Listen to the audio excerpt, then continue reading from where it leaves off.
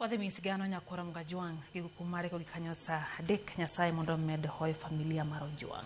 Jolamo e utelamo ma Riakania kaunti ma Kirinyaga pod ne kod buok bang utelamo go monji kendo kwal mon mapok ne ogo yangore. Kanisnigi kama oriwo kanisa Kupere Anglikana kod kaunti Maglai ne omuk modonjie kod jonjore mapok oyangi mano kwalo masinde mag thum kod wer mamadho divai kapok giwuok. Harrison Mureithi ma en jalup Jakoma Center Joseph oyango ni kopogre kod masinde mag wergo omenda mano gol kod Jokristo bende jonjore go holal godo kata sadaka.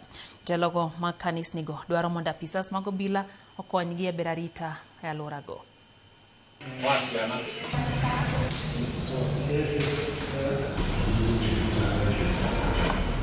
Mimi ni naibu wa mwenyekiti hapa St. Joseph Riakania Catholic Church, na tuna huzuni mingi sana juu wezi waliingia kwa kanisa yetu jana na waliimba vinanda, wakaimba microphones za dhamana ya shilingi zaidi ya 5,000 hapa kwetu kanisani.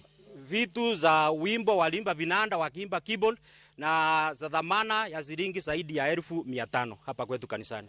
Sasa kesho tuna huzuni mingi sana juu ile mahajam tunakuanga nayo tukiimba kwa kanisa nja. Kesho tunaona itakuwa imeboeka sana Mureithi. Tutapiga tu makofi juu sasa vinanda hakuna. Kwa fellowship huko tulikuwa tunahubiriwa mambo inahusikana na Saulu mwenye alikuwa anaharibu kanisa. Lakini hatukuwa tunaelewa ya kwamba yule Saulu tulikuwa tunahubiriwa juu yake alikuwa kanisa letu akiharibu. Tulipata information kutoka kwa neighbor wetu hapo ya kwamba amepata vitu zimetapakaa huko kwa shamba yake. Wakati tulienda hapo kuangalia tukaona kweli zimetoka kwa kanisa letu. Kuangalia kwa kanisa tulipata wamevunja kanisa. Sehemu ya kwanza wakaingia wakashindwa kuingia kwa strong room. Wakarudi tena wakaingia pande ya pastor's office.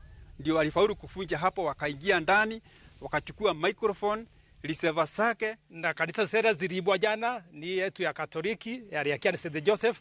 Ile ingine ni Fountain of Life hapa tu Riakania, na ile ingine ni St. Joseph tu hapo Kiamagunyi ACK. Huko Kiamagunyi ACK kumeimbiwa microphone 4, receiver na keyboard. Hizo ndizo zimeimbiwa na huyo mwisi alikata na akaacha ile kerumba yake hapo. Pesa zile zote tukihesabu hizo vitu ni kama 250.